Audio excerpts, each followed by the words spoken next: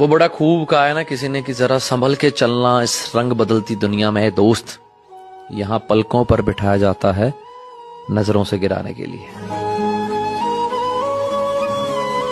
वादे पक्के थे बस उम्र कच्ची थी, वादे पक्के थे बस उम्र कच्ची थी, वादे पक्के थे बस उम्र कच्ची थी, किस्मत से हार गया वरना मोहब्बत सच्ची थी। कोई एक तमाचा मारे ना खानदान उजाड़ दो। हम लोग हार नहीं बोलते, या तो हम जीतते या तो हम सीखते। ये रियलिटी है बाबू। लड़की का दिल कितना साफ रहे देखने वाले पहले उसका चेहरा देखते, लड़का का दिल कितना साफ रहे लोग देखते हैं टमाटर कितना। दोनों और तकलीफ है। लड़कियां तो कम से कम रो के तकलीफ बता देती हैं, तो रोइयो नहीं पाता है। एक बेरोजगार लड़का वह प्राणी है जिसके ऊपर आसमान फूकता है, जमीन नीचे से गाली देती है। दुनिया में सिर्फ एक ही चीज सीखना है, दिमाग को इस्तेमाल करना। 99% को पता ही नहीं। रिश्ते में देखिएगा सबसे बेहतर रिश्ता ये होता है ना जो बिना बोले समझ जाए कि सामने वाले को किस चीज की कमी है। आपको अगर भूख लगी रहेगी माँ देख के बता देगी बबुआ खाया नहीं है। और लड़ाइयां सिर्फ साइकोलॉजी के बल पे जीती जाती हैं। अगर शरीर की ताकत से लोग राजा होते तो सारे पहलवान राजा होते।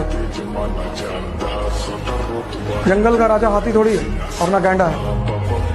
और जंगल का राजा फॉक्स भी नहीं है, उसके पास दिमाग बहुत ज्यादा है। बैलेंस ऑफ पावर किसके पास है? शेर के पास। उसके पास ताकत भी है और दिमाग भी है। तुम लड़का हो, याद रखो, कोई तुम्हारी पर्सनालिटी नहीं देखेगा, कोई तुम्हारी इमोशन नहीं देखेगा, कोई तुम्हारा दुख दर्द नहीं समझेगा।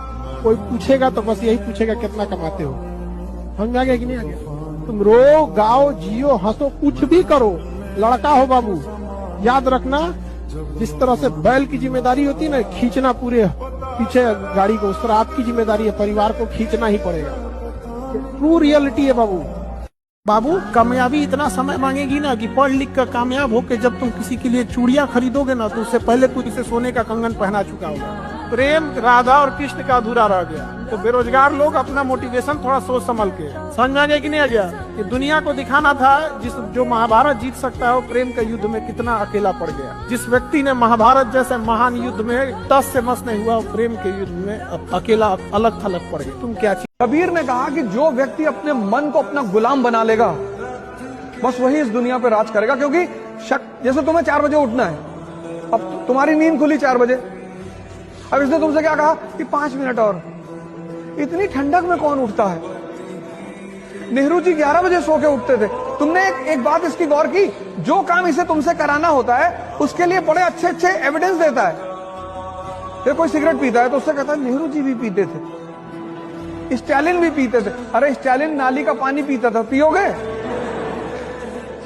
बस जैसे ही तुम्हारी 4 बजे नींद खुले और ये तुम्हें राय देने लगे, उसको राय को पकड़ लो तुरंत कि अच्छा हम ही को समझा रहा हूं। इस दुनिया में हर व्यक्ति अपने मन से परेशान है, लेकिन चूंकि वो उसे देख नहीं पाता इसलिए दूसरे को परेशानी का कारण बताता है। जितना सामान्य बनकर जी सकते हो उतना सामान्य बनकर रहो। साइकिल से चलो,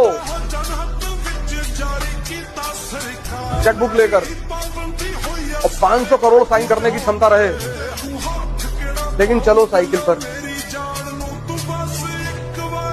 और जेब में चेकबुक पड़ी रहे। तुम ताज होटल में एंटर किए और उसने तुम्हारी साइकिल रोक दी। तुमने कहा ये पूरी कीमत बता दो होटल की, अभी खरीदना है अभी, और अकेले बैठेंगे और आज का डिनर यहीं करेंगे। तब तो मजा जिंदगी का।